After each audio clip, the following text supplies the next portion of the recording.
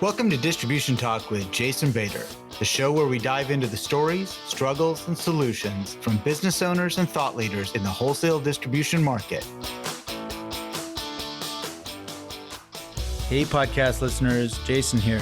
In this episode, I had the pleasure of catching up with Lauren Roberts, president of CFM Distributors. CFM is an HVACR distributor based in Kansas City, Missouri. I ran across Lauren a number of years ago, and I was always impressed with her vision at such a young age. She seems to have this ability to understand how technology will drive the customer experience in her industry. I enjoyed the conversation, and I hope you will too. All right, Lauren. Hey, thanks for coming on the show. I really appreciate having you. Yeah, thanks for having me, Jason. So on Distribution Talk, we love to start out with how you got started in the business, and tell us a little bit about that transition. How'd that work for you? Well, I'm a third generation family member at CFM Distributors, and I was in college locally in Kansas City getting a business degree in 2004 when I was working somewhere else, and the controller at the time at CFM came to my father, who was our president before me, and said, "Hey, Lauren's getting a business degree. I'm retiring in a couple of years. Why don't we have her join the company and see if she wants to learn my position and eventually take over when I retire?" So my dad came to me and asked me about this opportunity, and I said, well, I'm a little nervous to, mess up what the family has built here in accounting, but, I'll give it a try. He said, don't worry about it. We have lots of checks and balances in place, and not one person can take down the entire company with a mistake. So I decided at that point to join the company, and after a few months of working in accounting, I realized that I needed some more human interaction in my job. And around that time, the marketing department needed some help. So I went over there, started as a marketing assistant, and worked my way up through that over the years. So prior to jumping in the company, as you were working through your degree, did you have any thoughts about going elsewhere? I mean, you've grown up around the family business your entire life, and you've seen this from afar. You saw this in high school and whatnot as you're going into college. Did you ever consider a different career path? Yeah, it's funny that you asked that. When I was a kid and we would have snow days or days off of school, I would always ask my dad, can I please go to work with you at CFM today? And I would help out in the marketing department, interestingly, because that's where I ended up early on in my career here. And then I also would help out around the office and really enjoyed the people at CFM and coming down and working.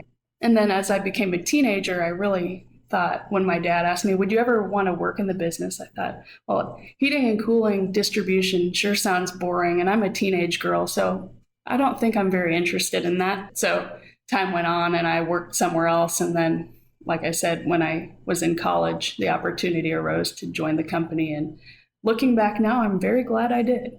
Yeah, absolutely. I mean, I think that's kind of funny. A lot of us, myself included, like, I'm not going into the family business. And then when you get a little smarter, you go, that doesn't sound all that bad. That might not be a bad option for me out there. And I think it's good when you get an opportunity to work and come in at a young age and you get to see and really form those relationships, because just because that generation in front of you is leaving the company, the people who were under that leadership aren't leaving the company. They're still there. And so you have to have some sort of relationship with them going forward. So you are the fourth president of the organization and a third generation company. Tell me how that transition worked out. You were in marketing for some time, and then now you've kind of transitioned over about, what was it, 18 months ago, something like that? It was in January of 2018, January 1st to be exact. But interestingly, I started out in the accounting team, like I said, and then marketing assistant. Then I grew up through the ranks and I became a marketing manager, then a director of marketing, and then VP of marketing. And around that time, I really started working closely with other departments as well to learn what they do day in and day out and kind of gain empathy for what they go through. So I worked a little bit here and there in different departments in the inside sales team, or helped out in the warehouse from time to time, and things like that, to understand what they were going through on a daily basis. And along that time frame, I also became in charge of customer experience. And so how our customers interact with our company and ease of doing business, and making that a lot better for our company and our customers. And then after that, I became executive VP when my father became the president of our trade association, which is HARDI. And he knew he would be traveling for that next year and needed a person who was the point person to make final decisions while he was out traveling a lot. So at that time, I was named executive VP going into that year. So I had a whole year really of practice, if you will, before January of 2018 when I took the president and CEO role.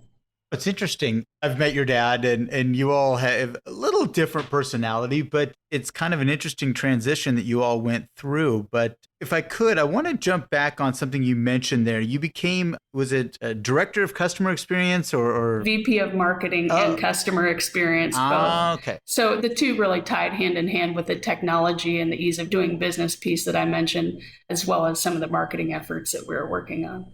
So tell me what that means to you and your company, because customer experience, this is something that, I've actually been spending some time with different people on and learning about, but what did that mean for you and your organization? Traditionally in wholesale distribution, especially 5+ years ago, we were a little behind the times in technology. And so what that meant was we still had customers faxing in orders and calling in orders and coming into the stores regularly. And along that time of this customer experience role that I was taking on, we brought on a mobile app to make tools more easily available for technicians in the field and to open up a line of communication directly to our technicians and not just our contractor owners. Around that same time, we launched our first iteration of our e-commerce site to make that channel open to do business through. Meanwhile, still allowing the customers who preferred the fax in order or the call in order to maintain that. But we really wanted to have an offering for every kind of customer out there. And so it was a lot about that, advancing the technology and the options that we had to serve our customers better and make it easier to do business with us. Yeah, I think it's interesting, how the evolution of technology occurs, especially in multi-generation organizations. And it's usually that next generation coming up and saying, hey, maybe we should try this and try this. Speaking of the mobile app, how well is that being utilized? And you said it's your technicians primarily are utilizing that, or is it also customers using the mobile app? It's both now, contractor owners and technicians, but we launched it in 2011 with a local mobile technology company. And the idea around it came from the fact that there was a bunch of troubleshooting information that our customers really loved in the back of our old print catalog, but we were going to not print those anymore. And we needed a way to make that more easily updatable and put it in the hands of the technicians and not just ultimately take it away altogether. Along with that troubleshooting information, we wanted to open up a line of communication to technicians directly to notify them about when our training classes were, other events, and also to give them easier access to system matchups, which are important for local utility rebates and national tax credits that were available at the time. We made that all part of our mobile app so that it was right at their fingertips. So whether they needed help troubleshooting in the field or understanding if they had the proper match system for the rebate that the customer was after, or learning about our training classes coming up, whatever you wanted, it was in there. And they also could dial our stores directly from there. Didn't have to spend a lot of time looking up our numbers and that kind of thing. The other thing it did was it eventually gave us a platform to link directly to our e-commerce site so they could order more easily in the field. Gotcha. So it sounds to me like this is something that's been evolving since that launch. I mean, you've added additional functionality and probably are getting greater utilization. Yeah, absolutely. Another key feature to that there was that we could send out text messages and emails to our users of the app through there. So again, with that line of communication, we continue to send out a regular weekly mobile app special exclusive for our mobile app users. Usually it's on a different product we're either trying to launch that's seasonal and appropriate for whatever season we're in. And then we also can notify them about other important updates along the way through those channels. Oh, that sounds terrific. Now, as you know, I do a lot of work with HARDI distributors, and I'm very familiar with a lot of them. I don't know how many are doing what you're doing here. I mean, do you have a sense of how common this is in the HVAC distribution world or really, frankly, in the construction-related distribution field? That's a good question. When we launched, we were unique in that fact that we had that, but I partnered with the mobile technology company we use, and at that time was involved in the HARDI marketing committee and got them involved as a vendor and brought them into the membership, and they got acquainted with many other members. So I would say in this industry now of wholesale distributors of heating and cooling products, they're probably up around 50 wholesale customers in just our industry. And I know they have spread their wings into some other wholesale distribution categories as well. Oh, fascinating. Yeah, I think it's just interesting technology to explore, and maybe only the bleeding edge get involved with it at this point, but it sounds to me like it's getting a little bit more adopted. Going back into the marketing side here, if you could you define what marketing means to you in wholesale distribution? Because I look at it in the software world and I kind of understand where they, in brand marketing and things like that. But what does that mean to you in your organization? Our main mission in our company is to deliver success to our customers and our company and our vendors. And along that note, we found that a lot of our customers were really good at heating and cooling and installing and selling that product. But beyond that, they aren't as interested in the business side in some cases and marketing side. So we spend half of our marketing efforts marketing our company to contractors, and then about the other half of our marketing efforts spent toward marketing our contractors' businesses to consumers to create that pull through for them. And it's an added service we do to take the burden off of them so they can focus on installing and selling heating and cooling equipment, which is what they're really good at. I think that's a tremendous service to these folks. And in many of these companies, they're small business owners, owner-operator, that type of thing. Do you charge for that? Or is that kind of something you just say, well, I want them to buy from me, so this is what I do? We don't make any money on it. We offer some turnkey packages that we pass the cost through to them on, and we defray some of the cost with co-op dollars from our vendors. Sure. We also offer one-on-one consulting that is not as much of the turnkey package, but it's more customized to the particular contractor we're working with. And we do the design work and the execution of the campaign and the setup of the marketing plan with them. And we don't charge anything for that other than just the cost of the advertising itself. That's pretty good. That's a really good deal for that contractor. I know that the kind of the silver bullet for many distributors is to figure out how to monetize those services. But it sounds to me like you're still holding pat, that you're going to just kind of keep trying to keep these folks going. Absolutely. So one of the other interesting things about your organization, if we could switch gears here a little bit, you are in an extremely old building, but you're in a multi-story building. And some of the folks that I've met over the years from your company have talked about the inherent challenges and logistics of moving, is it 7 floors or something like that? That's correct. 7 floors. Yeah, 7 floors. Have moving materials up and down the freight elevator and all of those things. Could you share a little bit about that and why you all stay in that environment? Our building is 100 plus years old, and it's in a great spot in Kansas City, a historic area called the West Bottoms near downtown. And it's one of our favorite areas because it's centrally located and has a lot of easy access to highways. So that's one of the reasons we continue to stay here. We are 7 floors. We have 2 freight elevators that operate very well, and we have them kept up to date and inspected regularly. From time to time, they present a challenge in the busy season because there's never enough elevators sometimes in the summertime. But sure, we do have fast-moving items on the main floor to mitigate a lot of that issue, both parts and equipment. The A items are all located on the first floor, and the overflow are on the second and third floors. So stairs can be used to go get the parts in the event that the freight elevators aren't available. But usually having the A items on the first floor mitigates most of the issues that are presented with a 7-story building. Is that ever kind of daunting for a new employee to look at that? And, they might have come from that traditional, flat warehouse environment. Have you seen any wide eyes or anything like that? Not really. I think for the most part, in more recent years, a lot of our employees have come from other businesses outside of the distribution world. So this is all they know in distribution. So they don't really think about the challenges that the 7-story building present versus our competition. But we get through it. Sure, I understand. Yeah, I think it would just terrify somebody who maybe was in an Amazon warehouse or somebody like that. They came in like, what am I getting myself into here? This is a little bit of a little different there. It does serve as our distribution center to our outlying 5 branches. And I will mention that our 5 branches are lucky. They're all on 1 story. So they're more like other wholesalers. Gotcha. Okay.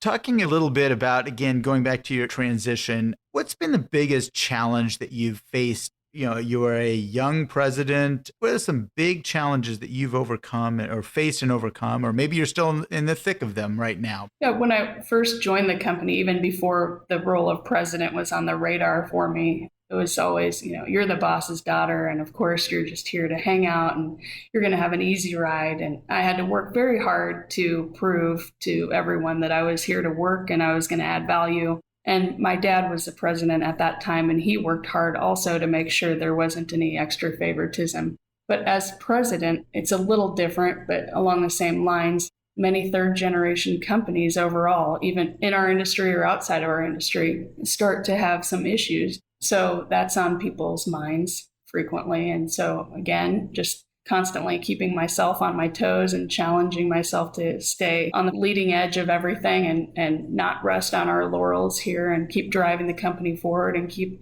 making sure we're adding value however we can so we don't fall into that third generation category that some of the businesses have.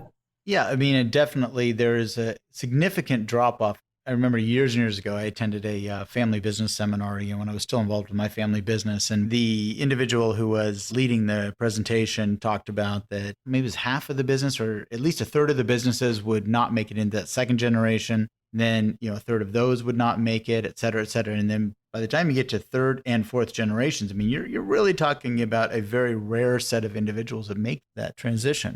Right. I guess one of the thoughts that just came to mind was, how do you expect to kind of maintain your current enthusiasm through a long presidency? Hopefully you have a long presidency. I'm hoping that is the case. But how do you expect to do that? I mean, I'm fearful a lot of people come into these things and they really want to push hard early on and they could burn out. Is that something that you've thought about or found ways to maybe balance that so that it's more of a marathon versus a sprint? I think there are so many exciting things happening in our industry, technology advancements, and with our customers and their companies and their goals and the goals of our company all combined that keep it very exciting and keep us all on our toes and motivated to keep driving forward and to evolve our business to the next level and be continually on that leading edge of distribution and in business in general. So that's what motivates me, along with the great relationships that we have here with our people here. It's like a big extended family, as well as within the industry with our customers and with folks throughout the industry that we share ideas with, other distributors and vendors. It's just a great industry for those relationships. And really all those things keep me from ever feeling any kind of burnout whatsoever. Yeah, I would say, though, that we've been on a pretty good run here economically. We've had a very nice run. All the companies have done very, very well, but they may not be the same in the future. And with all of these folks, that may be hard to make certain economic changes in the event that the economy drops off and the sales drop off. When you have this familial atmosphere, this friends atmosphere, you really care about these people. How do you reduce staff? In our company's history, we had a little experience with this, and it was really the foundation of what became the impetus to make us employee-owned. But in the early 80s, there was some economic downturn. The company got together and said they had to take a vote. Do we take a pay cut, all of us across the board, or do we lay a few people off? And they all voted across the board to take a pay cut. And I think a lot of that still rings true today, even though we've grown tremendously since then. And we constantly keep the future and the economy in mind as we're making hiring decisions. And we're careful in the seasonal timeframes to bring on interns and part-time workers that could eventually help us build our bench to hire them in the future, but we aren't taking on a bunch of full-time people just to get us through the busy season and then risking overhiring and then having to lay people off in the harder times. So I think we do a pretty good job of keeping our eye on that potential for a downturn and not getting out of hand and making sure that we're in control and not going to drastically change people's lives when we get to those hard times. So were you involved with the business when it transitioned into the employee-owned, or was that prior to your joining the business? We became partially employee-owned in 2002. And that was the beginning of the employee ownership, really. And so I was not involved then. I got involved in 2004. But in 2012, in December, we became 100% employee owned. And that was an exciting time because we'd already built the foundation over the years of the employee ownership And then when it became 100% employee owned, it was just that next step that was logical. And people already had the ideas of how to act as an owner and the empowerment that that gave them to help our customers succeed and to help our company succeed and ultimately to help them have a brighter future in their wealth as they retire. So that was a really fun time. Any pitfalls? A lot of the things that you just shared are always, very positive. And when I hear about employee-owned companies, I really believe in that, trying to instill that owner mentality into the people that work with us and for us, and really to drive that customer service part. But nobody really talks about the bad side. And I don't know, maybe you haven't experienced a bad side, but is there anything that maybe you would have done a little different, or you would like to see a little differently in the future? We have been very lucky and not had too many pitfalls. One slight downturn I can think about is having people understand the difference between ownership and management. And when we make some big decisions, sometimes people feel we're 100% employee owned. I should have a say in that. And sometimes it's a tricky situation and we have to just get the people who absolutely need to be involved in the decision and make it. And so we can move forward as a company. And that can be tricky waters to navigate sometimes.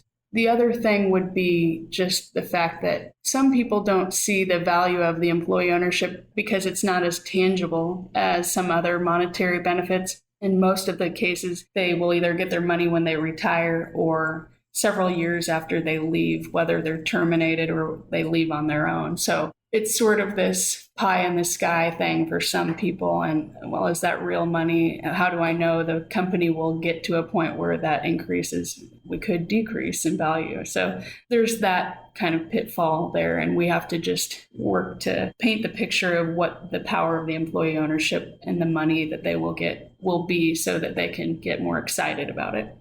Yeah, ultimately, it kind of becomes a selling job on your side. I mean, to really help people understand. And it's not like you're selling snake oil here. You're trying to help people understand maybe some different concepts than they've been exposed to in the past. A lot of times, companies don't necessarily share financial information because they feel like those employees can't absorb that information. And it does take a little bit of coaching to help people see that longer term picture versus that short term reward. And I think, no, that's a very valid point. Yeah, for sure. And early on, it was harder to make that tangible versus how it is now. We've been fortunate enough now that the employee ownership is in its 17th year, I guess, where we've had some people who were in it from the beginning in 2002 when we were partially employee owned, and they've now retired and they've come back and they've told our employee owners their story of what it meant to them to be employee owned and the money. They don't say the money they got, obviously, but they talk about how it impacted their life and their need or lack of need to work till they were 65. We had an individual who was able to retire early due to the employee ownership money and solely due to the employee ownership money. And if he had just had to rely on his 401k, he shared the story that he would not have been able to retire early. So those kinds of stories from different people from different levels of the company have been very powerful in painting the picture of the employee ownership and the benefits that come along with it. Oh, that's fantastic. No, it's great to have those folks who have actually reaped the benefits come back and talk. I mean, if they're willing to do that, you've really got a pretty strong family there. When that happens, those people can come back and share that story going forward. Right. I think that's really interesting. I don't know as much about that whole scenario, but it was something that as we move into these further generations, and a lot of these companies, again, were started post World War II. And so they are entering into those third generations and whatnot. And sometimes they've grown to a size where financially the next generation cannot buy them out, so that you have to start looking at options like this. Employee ownership or even private equity or whatever, something like that. So there's a lot of different dynamics, and it's good that you all have navigated those waters fairly well so far. Yep. You've gotten very involved in the women in HVAC and some of these groups. At least that's what I see on LinkedIn. Could you share with me a little bit about getting involved with that and what that's meant to you as a leader? I got involved with the board of directors of Women in HVACR. I'm on my third year in that role. I serve on the sponsorship committee too. And Women in HVACR started 16 or more years ago by two women in the industry that felt the need for a group of networking, mentoring, and education opportunities specifically geared toward women and to promote women joining our industry. And it has really grown tremendously over the years. And we're over 400 members active right now. And we're very proud of that. And we have our own standalone conference for the third year in a row now. We're very proud of the fact that we can have our standalone conference and that the attendance is growing tremendously year over year. And we expect to have 200 people at this year's conference in September in Boston. So we're really excited about that. If I recall correctly, that you've really been involved with your association, both this one that we just talked about and HARDI and other entities quite a bit throughout your career. Why do you get so involved? What's the win for you and you and the company? Well, it's a number of reasons. Number one, I'm passionate about giving back. I also believe that if we can improve all the companies in our industry collectively, we'll all succeed together. And we create a better competitive landscape for all of us. And I think if we had competitors who were less educated or less on the cutting edge, then we would create some issues for all of us. So that's one of the reasons I like to be involved. But mainly it's giving back and helping out. I was involved in the HARDI marketing committee. Like I mentioned, I chaired that for 3 years. And then I was involved in building the HARDI Emerging Leaders program, which is a 3-year leadership development program. I also went through the program myself. And that was the single best educational experience of my entire life. And I really loved it too, because I connected with other members on the task force that built the program. And they're some of my best friends, and we share ideas weekly to this day. Now, recently, I'm involved on the HR council. I've gotten out of the other 2 councils just over time naturally and due to my changes in my position at our company. And the HR council helps me stay more aligned in some of the duties I have in our company today. But staying involved in that is just a great learning experience. Get a lot out of it for our company to know some of the trends in marketing and HR and leadership. And we can also bring back ideas to share with our customers. And that's been really great for us. It also has helped us to be involved in HARDI to stay on the cutting edge and the leading edge of regulatory issues and government issues versus some of our competitors who don't stay as connected. We are able to keep our customers further up to date, and they're ready for big changes ahead of some of their competition. So it's a win-win all around for us. Yeah, I would agree with you. I mean, I grew up in my association and got involved with the leadership of my association as a distributor. And those were such formative years. And I really got dragged into the middle of it. And I think, when you're in the middle of things, you're just more insulated and you have the opportunity to gain more access to information. You get better opportunities. There's a lot of benefit to it. But also, I think there is a tremendous personal benefit by giving back to that association as well. So, absolutely. Yeah. Oh, I was just so thrilled that you accepted the invitation here, and it's been a pleasure speaking with you. Yeah, thank you again for having me. I really enjoyed it.